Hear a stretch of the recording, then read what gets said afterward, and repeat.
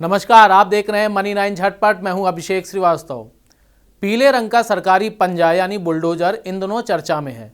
आरोप है कि सरकारी मशीनरी इसका गलत इस्तेमाल कर रही है, लेकिन ये खबर इसको लेकर नहीं है। ये खबर है सरकारी जमीन पर हुए अतिक्रमण को लेकर, वहां हुए अवैध कब्जे को लेकर, और सवाल ये है कि आखिर यहाँ क्यों नहीं चलता सरकारी बुलडोजर। रक्षा मंत्रालय ने अपनी जमीनों का पता लगाने के लिए हाल ही में एक सर्वे पूरा किया है। डिफेंस स्टेट ऑफिस के मुताबिक रक्षा मंत्रालय के पास देश में सबसे ज़्यादा ज़मीनें हैं। लैंड सर्वे के मुताबिक देश भर में रक्षा मंत्रालय के पास 17,99,000 एकड़ ज़मीन है। इसमें से 1,61,000 एकड़ ज़मीन 62 अधिसूचित सैन्य छावनियों के भीतर है। देश भर में स्थित विभिन्न सैन्य छावनियों के आसपास करीब 9,355 एकड़ ज़मीन ऐसी है जहां अतिक्रमण हो चुका है। ये आंकड़ा आधिकारिक है। ये ज़मीन बेशकीमती है क्योंकि इस प्रमुख शहरों की प्राइम लोकेशन में है। सर्वे में यह भी खुलासा हुआ है कि राजस्थान में 476 एकड़ सैन्य जमीन पर अतिक्रमण हो चुका है। केंद्र सरकार ने 1983 में सैन्य छावनियों के आसपास ज़मीनों के उपयोग पर प्रतिबंध लगा रखा है।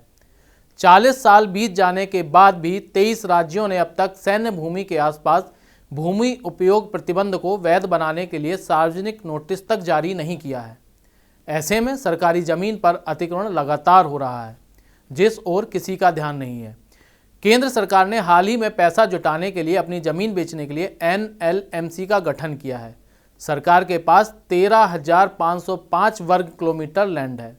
सरकार के पास जितनी ज़मीन है उसमें अभी 9 दिल्ली जैसे शहर बसाए जा सकते हैं। दिल्ली का कुल क्षेत्रफल 1483 वर्ग किलोमीटर है।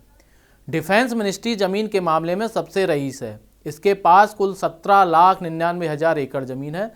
इसमें से 16 लाख एकड़ ज़मीन छावनियों से बाहर है। 2011 में CAG की एक रिपोर्ट में कहा गया है कि रक्षा मंत्रालय की 81,000 एकड़ से ज़्यादा ज़मीन बेकार पड़ी है। भारतीय रेलवे के पास करीब 10,45,000 हेक्टेयर ज़मीन है, जिसमें से 3,78,000 हेक्टेयर ज़मीन का इस्तेमाल रेलवे ऑपरेशन के लिए हो चुका है या प्रस्तावित है। 43,000 हेक्टेयर ज़मीन ऐसी है जिसे फालतू माना गया है। इस ज़मीन का बाजार मूल्य करीब 40 अरब डॉलर है। एयरपोर्ट अथॉरिटी ऑफ इंडिया के पास 20,400 हेक्टेयर ज़मीन है। सरकार के पास इतनी ज़मीन यूं ही बेकार पड़ी है। यदि इसका सही और योजनागत तरीके से इस्तेमाल किया जाए तो न सरकार के पास धन की कमी होगी और ना ही अतिक्रमण की समस्या।